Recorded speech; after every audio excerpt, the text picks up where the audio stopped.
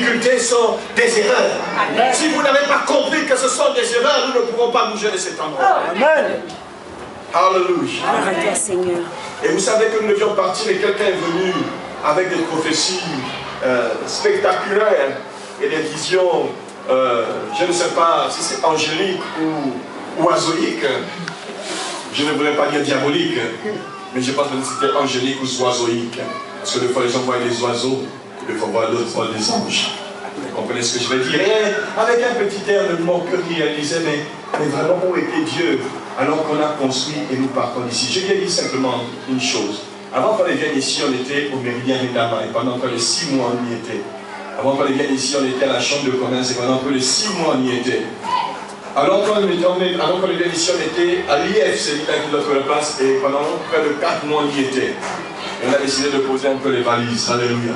Et je lui ai dit simplement pour réviser sa révélation, en partant d'ici, on ne sera pas en dessous, on sera plus. Amen. Quelqu'un me dit amen. Amen. Quelqu'un me dit amen. Amen. Et je me suis rendu compte que ce que nous étions en train de vivre, c'est ce qu'Isaac vivait. J'ai dit à Satan, mais on n'a encore vraiment rien fait. Je ne suis que dans un laboratoire d'expérimentation de mon bureau qui opère la transformation des vies. Je n'ai même encore rien fait. Et tu te bats comme ça. Mais dans peu de temps, à partir de la nuit d'hier et à partir de ce matin, je suis sorti de là pour dire que Satan va déménager de ta vie au nom de Jésus. Que Satan va déménager de notre foi. Oh my God. Alléluia. Est-ce qu'on peut continuer la lecture? Excusez-moi de vous garder le bout. Parce que je ne voudrais pas que vous somnolez, que vous dormiez, que vous soyez. Alléluia. Oh my God. Est-ce qu'on peut l'aider? Je sens que quelque chose. Merci, fils. Alléluia. Oh, je prophétise que l'onction de Dieu va sur toi dans le nom de Jésus. Amen. Écoutez bien ce qu'il dit.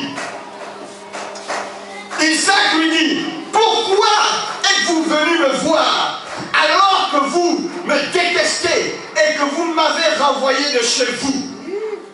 Alors que vous me détestez, c'est bien aimé dans le Seigneur, cette année, avant la fin de cette année, avant le 31 décembre, les masques vont tomber au nom de Jésus. Il y a des gens qui rient avec toi, mais les gens qui rient avec toi sont tes bourreaux. Les gens qui rient avec toi, ce sont les gens qui te causent des problèmes. Les gens qui rient avec toi sont les gens qui te critiquent sur le patron. Et cette année, les masques vont tomber. Alléluia. Amen. Glory to God. Alléluia. Est-ce que quelqu'un m'entend ce jour? Amen. Vous m'avez chassé de chez vous. Écoutez-moi bien, on ne devient pas l'ami de quelqu'un quand il est grand. Les grands n'ont pas de vrais amis. Les riches n'ont pas de vrais amis. Si quelqu'un est ami avec toi, il te sourit parce que tu lui donnes l'argent, ce n'est pas ton ami. Le véritable ami se connaît dans l'épreuve et dans la difficulté. Amen. Quelqu'un me dit amen. Amen. Et cet homme dit, écoutez ce qu'il va dire. Bien-aimé, la langue de tes ennemis va changer à ton sujet. Amen. Mais ce n'est pas, je ne parle pas du folklore. Je veux amener l'église à décoller cette journée. Alléluia. Amen. Lisez avec moi encore, car restez debout. Il répondit, nous voyons bien. Il ne dit pas que nous avons eu un esprit. Nous voyons bien que le Seigneur est avec toi. Bien-aimé, je déclare au nom de Jésus de Nazareth, cette année, les gens ne vont pas seulement se rendre compte que tu es parti à l'église, ils vont voir que Dieu est avec toi. Ils vont voir que Dieu est avec tes enfants. Ils vont voir que Dieu est avec tes maisons. Ils vont voir que Dieu est avec toi. Au nom de Jésus. Bien-aimé, arrêtons s'il vous plaît. Je veux révolutionner mon église ce matin. Je veux révolutionner l'église. Alléluia. Au Gabon, en France, partout. Je voudrais que l'église ne soit pas un endroit où on voit les personnes les plus miséreuses, mais que l'on voit les personnes les plus glorieuses. Alléluia. À l'instar de mon fils qui est ici. Alléluia. On va se rendre à Dieu. Dieu béni. Vous savez, les jeunes qui viennent du monde viennent à mon fils. Alléluia. Alléluia. Vous voyez cet enfant, je parle au nom de Jésus que je sais. Alléluia. Il est venu me voir dans mon bureau il n'y a pas longtemps. Il est venu me voir parce qu'il était en situation de difficulté professionnelle. Il venait de perdre son boulot, hein, n'est-ce pas? Et il il était dans une situation de chômage. Alléluia. Alléluia. Il était dans l'épreuve la plus difficile avec une jeune femme et un enfant. Alléluia. Mais je lui ai dit, et j'ai vu en lui, j'ai dit, je te vois éventuellement être un chef dans l'armée gabonaise. Et 2 jours plus tard, il fera le témoignage. 2 jours plus tard, on l'a appelé pour lui dire qu'on l'attend pour le concours dans 2 corps d'État. Amen. Si je reste fidèle à Dieu, je parle au nom de Jésus que je serai un jour, tu seras général dans ce pays. Amen. L'année prochaine, fais simplement ce que je t'ai dit que tu le feras. Va t'asseoir. Je parle au nom de Jésus. Il est question que l'on voie. Le christianisme ne consiste pas à espérer. Mais la Bible dit la foi est une ferme assurance des choses qu'on espère. L'espère à sa place dans la foi. Mais il y a une démonstration de ton espérance. Il y a une démonstration de tes aspirations. Il y a une démonstration du plan de Dieu pour toi. Il y a une démonstration.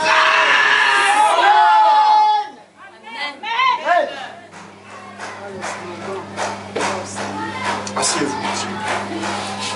Asseyez-vous s'il vous plaît. Asseyez-vous s'il vous plaît. Amen. Je n'ai pas fini ma lecture. Et laissez-moi conclure en quelques 10 minutes. Je ne serai pas long ce matin. Mais vous pouvez comprendre l'état de mon esprit. Vous pouvez comprendre l'état de mon âme. Mais il n'est pas question de moi dans ce sujet parce que je suis prédicateur comme vous, je bénéficie de la grâce du salut, de la bénédiction de Dieu. Mais il est question de toi. Il est question que tu puisses expérimenter la faveur de Dieu. Amen. Alléluia.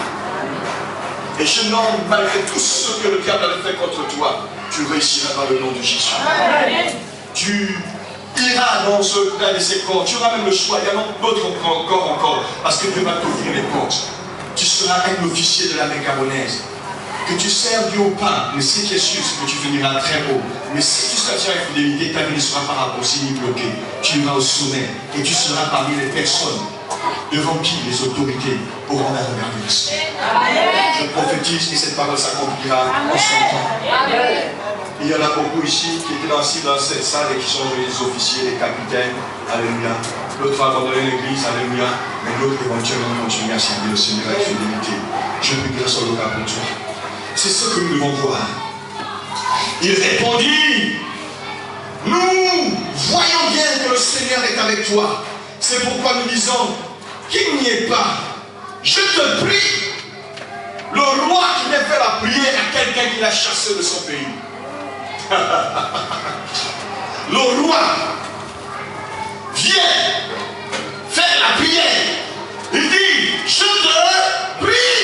Souligne ça, s'il te plaît. Souligne ça, s'il te plaît. Parce que je déclare au nom de Jésus, les gens vont rentrer en prière pour avoir des faveurs dans le nom de Jésus. Je déclare au nom de Jésus, les gens vont rentrer en prière avant de venir sonner à ton portail. Et tu pourras regarder de ton portail à la caméra si tu peux le faire rentrer. Les gens viendront sonner devant ton portail et demander l'audience au nom de Jésus. Ils vont prier afin de te rencontrer. Oh, je ne sais pas si la Bible est vraie pour vous, mais je pense qu'elle est vraie pour moi. Amen. Alléluia. Amen. Je pense qu'elle est vraie pour moi. Dis à quelqu'un, sois mon ami maintenant. Dis-lui ça, regarde-le bien dans les yeux et dis, sois mon ami maintenant. Parce que tu ne sais pas, demain, peut-être que tu vas me voir à la télé, tu vas dire, ah, la fille là qui assiste dans mon église. Comme on fait souvent, quand tu vois ton collègue qui est promis secrétaire général de l'univers, on était ensemble à l'université, on était ensemble au lycée, mais toi tu es en train de chauffer les mains dans le quartier. Alléluia. My God. Qu'il n'y ait, je te prie, une adjuration entre nous et toi. Concluons avec toi une alliance. Tu ne nous feras aucun mal, de même que nous ne t'avons pas maltraité. Regardez comment il ment. Regardez comment il ment à l'égard d'Isaac. Nous n'avons pas maltraité. Que nous t'avons fait seulement du bien, ce qui est un mensonge encore. Et que nous t'avons laissé partir en paix, c'est peut-être une vérité. Bien-aimé dans le Seigneur, je veux te dire que les gens vont changer l'histoire. Ils vont se gratter la nuque. Je prophétise au nom de Jésus. Je parle en prophète pour toi. Ils vont gratter la nuque et ils vont accuser éventuellement ton oncle, ta tante, tes cousins, que ce sont eux qui ont voulu te faire du mal, qui ont voulu faire du mal à ta maison, qui ont voulu faire du mal à tes enfants, parce qu'ils vont se rendre compte qu'ils ne pourront pas conjuguer sans toi. Amen. Alléluia. Amen. Il ment maintenant, celui qui a bouché le trou, celui qui a empêché Isaac de passer, celui qui a bloqué éventuellement Isaac, celui qui a empêché Isaac de réussir, vient mentir. Il oublie même que c'est lui qui maltraitait le monsieur. Tu as grandi dans une maison, on t'a maltraité, mais ne t'en fais pas, je connais le Dieu d'Esther. Amen. C'était la nièce d'un monsieur qui était important parmi les enfants d'Israël. Je ne veux pas éventuellement faire de la concurrence inutile. Elle était maltraitée dans une famille. On l'avait rejetée dans la famille. On l'avait envoyé. Pourquoi éventuellement Mardochée n'a pas envoyé ce fils dans la maison d'un païen? On a planifié que dit. Pourquoi Mardochée, pendant qu'on choisit les filles en Babylonie pour aller rencontrer le roi qui était païen, et les juifs ne rentraient pas dans la maison des païens, la preuve lui-même Mardochée, quand il vient voir Esther, il se tient au portail. Soit cette fille était vulnérable, soit éventuellement il a envoyé sa fille, sa nièce à l'abattoir, soit il était fatigué de la nuit. Bien-aimé dans le Seigneur, ne regarde pas la situation actuelle. La Bible dit ceci: la souffrance de temps présent ne saurait être comparée à la gloire à venir qui sera manifestée en Jésus-Christ. Peu importe la manière dont tu commences, le plus important c'est comment tu finis. Amen. Amen. Il a changé de langage. Les gens qui t'insultaient, les gens qui te méprisaient, les gens qui te calomniaient, les gens qui te rejetaient, un jour, par le concours des circonstances divines, ils n'auront pas d'autre chose que de compter avec toi. Un jour, par le concours des circonstances divines, ils n'auront pas d'autre chose que de t'appeler dans les réunions. Un jour, par le concours des circonstances que Dieu aura créées, ils n'auront pas d'autre chose que de t'appeler parce qu'ils auront besoin de ton argent. Un jour, par le concours des circonstances, ils n'auront pas d'autre chose que de voir la gloire de Dieu dans ta vie. C'est cet évangile que je prêche. C'est un évangile que je voudrais que nous croyons. Je suis dans la lecture, non dans ma prédication. Mais je voudrais vous faire voir certaines choses. La fortune, la richesse, l'élévation d'Isaac était devenue si importante que même la langue de ses ennemis avait changé à son égard. Quelqu'un me dit Amen. Amen. Oh my God, Jesus. Tu es maintenant béni du Seigneur. Isaac donna pour eux un banquet. Alléluia. Ils mangèrent et burent. Puis ils se levèrent le bon matin et s'engagèrent par serment l'un avec l'autre. Isaac les laissa partir et ils le quittèrent en paix. La finalité dans l'histoire, c'est que toi, tu n'es pas éventuellement le bandit du film. Alléluia. Dans le film, là, tu joues un bandit, au milieu du film, on a l'impression que le bandit est en train de gagner. Mais à la fin du film, c'est l'acteur éventuellement qui a gagné. Quelqu'un me dit Amen bien. Mais tu ne seras pas comme un acteur chinois qui veut se venger. Tu seras un acteur chrétien qui pardonne. La Bible dit que lorsque ces gens sont venus, Isaac avait toutes les raisons pour les en vouloir. Isaac avait toutes les raisons pour ne pas marcher avec eux. Isaac avait toutes les raisons parce que ces gens avaient rendu la vie d'Isaac terrible, insupportable sur la terre des vivants. Mais Isaac n'a pas regardé en cela. Parce que la véritable transformation des chrétiens, ce n'est pas le titre de chrétien, ce n'est pas le corps des chrétiens, ce n'est pas l'être à l'église, mais c'est la transformation à l'intérieur de ta vie. Si tu es vraiment chrétien, ça se verra non pas par tes raisons, mais par tes réactions. Amen. Parce qu'avec Dieu, ce n'est pas la raison qui compte, mais la réaction. Voici Isaac en face de ses ennemis. Et bien aimé, ta réaction te grandira encore plus. Vous savez, la plus grande bête morale que nous avons à Dieu, c'est la miséricorde. Parce que quand tu penses combien de fois il t'a pardonné, et ce que tu as fait dans le passé, tu es obligé de l'aimer. Tu dis non, personne ne peut me pardonner. Il y a des choses de ta vie que les gens ne connaissent pas. Peut-être que ta famille restreinte, que ta famille particulière, que peut-être toi seul connais, que Dieu connaît, mais quand même il te pardonne. Le pardon est une puissance. Amen. Je voudrais encore revenir sur les 5 éléments que je pense être des éléments de puissance. Puis il encore un passage dans le psaume 68. Et vous allez vous rendre compte que ce n'est pas une alternative. Je l'ai lu la dernière fois. Ce n'est pas une alternative. C'est une obligation pour un enfant de Dieu d'être puissant. Dieu n'attend pas de vous que vous ayez le choix d'être puissant. Dieu nous interpelle à la puissance et la Bible déclare Dieu ordonne que je sois puissant. Je voudrais que cette église rentre à la puissance et comme je disais tantôt, j'ai le privilège, Psaume 68, verset 29, d'avoir évangélisé les quartiers les plus démunis et j'ai béni tous ceux qui, parmi les jeunes étudiants et cadres, s'associent avec moi pour ce grand challenge, parmi ceux qui veulent s'engager. Parce que c'est vrai, à un moment donné, le pasteur me disait, mais quand tu fais quoi dans les quartiers, tu vas le quartier, un quartier qui te fatigue et tout ça, machin. Mais aujourd'hui, ils m'ont donné raison parce que tout le Gabon est dans la même philosophie que nous. Amen. Que le problème du Gabon, c'est la pauvreté. Quelqu'un me dit bien.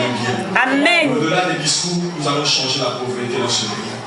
Avec 10 personnes simplement dans cette église, nous devons changer la pauvreté. Parce que ta prospérité est un élément de bénédiction pour les autres. Gloire à toi, Seigneur. Amen. Lis avec moi, je veux te challenger. Psaume 68, verset 29. Vous n'allez pas rester pauvre. Quelqu'un dit, vous n'allez pas rester pauvre.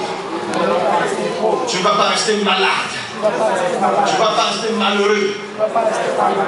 Tu ne vas pas rester petit. Tu vas grandir. Même si tu dors dans une petite chambre avec 4 copines qui deviendra ton épouse, parce que nous ne voulons pas les copains et les copines à l'église, on veut les épouses et les époux, les fiancés et les fiancées. Alléluia. C'est ce dont nous avons besoin éventuellement à l'église. Même si vous commencez dans une petite chambre, dans un petit coin de Libreville, la fin d'une chose vaut mieux que son commencement. Amen. Mais ce que tu dois comprendre, et ce que je veux que cette église comprenne, nous partons pour, et je challenge les femmes, et je parle aux femmes. Bien sûr qu'il y a quelques-uns qui sont allés et restés dans la lune, mais je prie qu'on envoie une visée ou une soucoupe aller les ramener pour les ramener sur terre. Dites Amen bien. Alléluia. Je parle aux femmes. Dieu a donné une parole prophétique que les femmes de cette église sont des femmes qui n'ont pas de limites. Pas de limites parce que tu as beaucoup de garçons, mais femmes sans limites parce que rien ne doit t'empêcher d'atteindre les objectifs que Dieu a mis. Amen. Alors que nous rentrons dans cette dimension, je veux que tu comprennes ceci. Est-ce que quelqu'un a trouvé le passage? Psaume 68, verset 29. Quelqu'un a trouvé?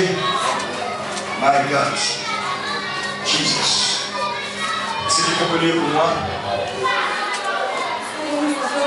Psaume 68 à partir du verset 29. Ton Dieu ordonne que tu sois puissant. Ton Dieu! David n'a pas vu Isaac. David n'a pas marché avec Isaac. David avait plein de textes que Moïse avait laissés parlant de l'histoire d'Isaac. Mais il se rendait compte d'une chose. Et lorsqu'on parle de David, c'est le fils d'une famille, des hommes qui vivent dans un village nommé Bethléem. Ce n'est pas un village de grandeur, ce n'est pas un village de hauteur, ce n'est pas un village de dignitaire. Son père s'appelle Isaïe. Il est éventuellement l'arrière-petit-fils de l'un des enfants de Jacob qu'on appelait Judas. Judas qui avait commis un péché. Judas avait fait l'enfant avec la femme de son fils. Il avait commis un acte incestueux. Il avait péché contre Dieu. Et sa descendance était vouée au péché. Mais écoutez bien ceci. Lorsque Dieu va tisser alliance avec les familles de la terre, il va tisser alliance avec la maison de Judas. Symbolisons la miséricorde que Jésus devait manifester quand il venait sur la terre de Dieu. Amen. Quelqu'un me dit Amen bien. Amen. David est un jeune garçon. Lorsque le prophète vient dans la maison de l'Éternel, la maison de son père, il y a déjà un roi qui est assis sur le trône. Mais ce roi déplaît à Dieu. Et David est dans la situation où il n'a même pas de vision du royaume. Il n'a pas de vision pour sa propre vie. La Bible dit ceci, qu'il est en train de battre le troupeau de son père. En Israël, il y avait quelque chose. Lorsque tu te coupais les moutons, c'est que tu étais le paria de la société. Lorsque tu te coupais les moutons, c'est que tu étais le frère le plus mal aimé. Souvenez-vous de l'histoire de Joseph, qui était